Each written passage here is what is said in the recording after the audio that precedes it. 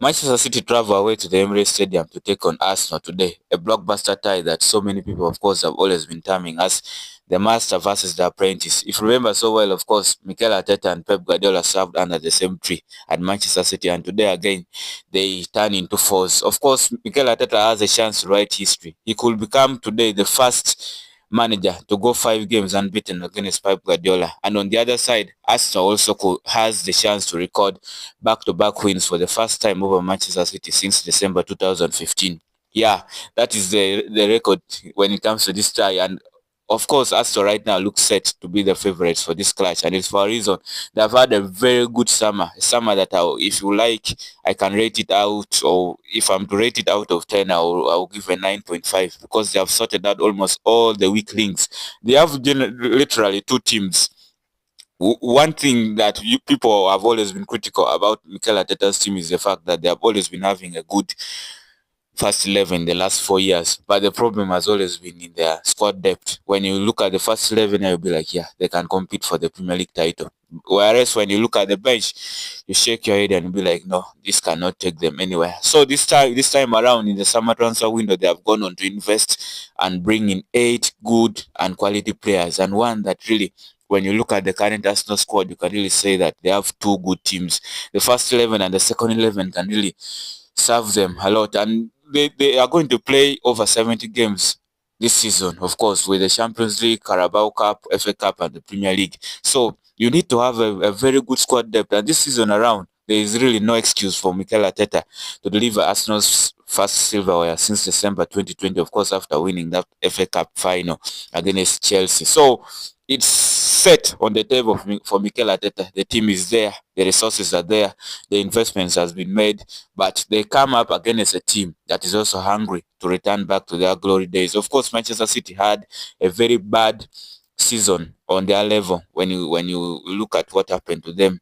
Of course, that place finish is still a decent finish if you look at what they really went through, especially because they lost one of their key components of the team.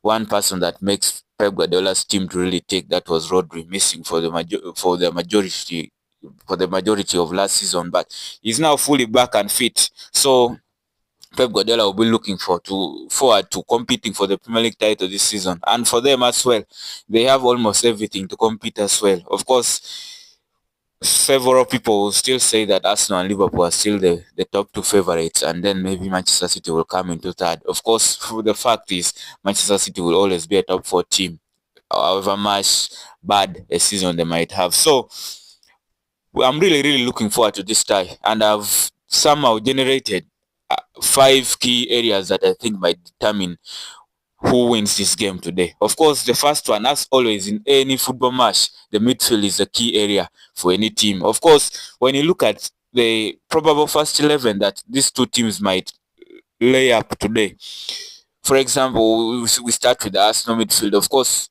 Mikel Arteta might go with the strong one: Declan Rice, Martin Zubimendi, and Martin Odegaard. Of course, this is a very good midfield that really, of course, Mikel Arteta lost Thomas Partey and Jorginho Frello, who went out, and so they had to bring 2 key replacements to replace those 2 figures, and they did their best. Martin Zubimendi is a very smart signing that's going to continue improving and getting better and better, and one of Europe's best midfielders currently. And of course, they have also gone to sign Christian Nogard, who is going to be mostly, I think, he was signed mostly because of squad depth and maybe to add more depth into the team. For example, if you lose Martin Zubimendi or Declan Rice, who is going to serve in that sixth role. So they have really done well in the transfer window, and in this game, the midfield by all means is going to determine the result.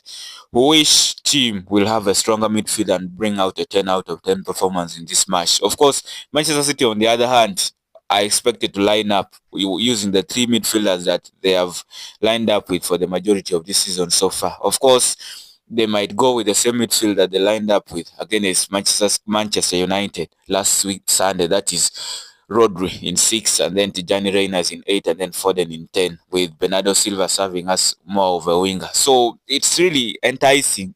It's really, when you see the options on the squad of both teams, you will see there is quality everywhere.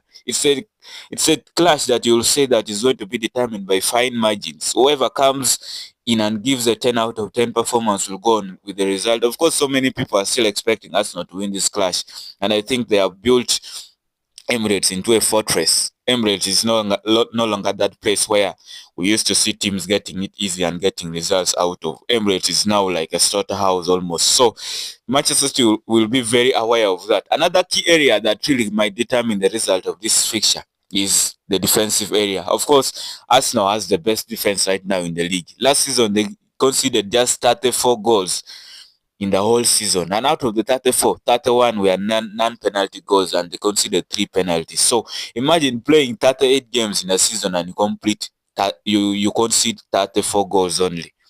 That is really, really unbelievable. It's a very great record for a team to have.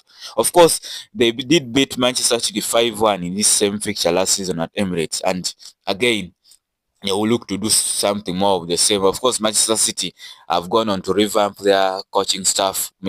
Pep Guardiola now has some new assistants in the board. Of course, you have Pep Liners, who served as the assistant manager to Jurgen Klopp while he was at Liverpool, and then the Manchester City legend in Kolo Toure is also one of the key additions to Pep Guardiola's coaching staff. So there are new ideas to this team, and the way they press, the way they set up in and out of possession and everything related to that. So you can really expect a new team today, a new side that has fresh ideas that's not going to be easily beaten by Arsenal. That's a fact. This is going to be a close game by all means. Whoever can Again, I'm going to repeat, whoever is going to turn up with a 10 out of 10 performance from all the players that are going to get involved in this fixture today will win this clash. And then, of course, the next key area that I would like to also touch on that might determine this fixture, the result of this fixture, is the strikers. Haaland versus Victor Gyökeres. Oh my God. We prayed for times like this. Of course, we used to watch such matchup against when Manchester City was playing against Sporting, like last season in the UEFA Champions League, where Victor Gyökeres scored a hat-trick. So you can expect more of the same, but I think Victor Gyökeres shouldn't be under pressure for now. He has come from a league that is really not even part of Europe's top 5 leagues right now. So it's going to take him a little bit of time to really adapt to like scoring goals, especially against the best teams right now in the English Premier League. Of course, he has already 3 goals so far in the Premier League out of the 4 games that he has played so far. So for me, I see them as bonus right now because he's still trying to adjust not only to the league but also to the environment. Arsenal play a far different style of football compared to what Sporting was playing. So you can see that he's trying to adapt. And when he adapts, one thing with Victor Gyökeres, and I can clearly state, is the fact that he's a goal machine. He's going to score goals. I know I cannot really understand the negativity bias coming from a lot of people because they watched that bad display against Liverpool and Man United, for example. But people take time. Okay, people take time. So this is another good matchup. Of course, Haaland himself has a very good record against Arsenal. He has 4 goals against Arsenal in the last 8 games that he has played against them. So he is a player that so many of the Arsenal fans have to be scared of a little bit. But if there's one thing that Arsenal don't have to be scared of right now, is conceding goals. Out of the 4 games they have played so far in the English Premier League, they have conceded just 1 goal. They have 3 clean sheets. Guys, this is not a team to play around with. So Haaland might have a hell of a game today.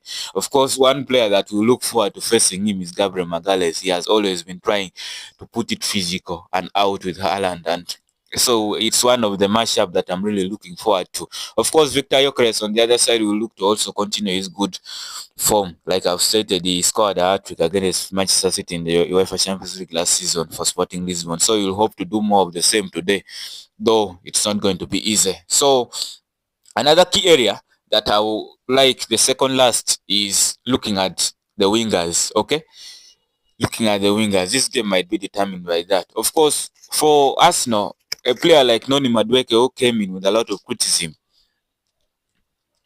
by the fans, they were like, no, we are tired of buying players from Chelsea, blah blah blah blah. But he has come up to put level-headed to put a very good performance in the games that he has played so far for Arsenal.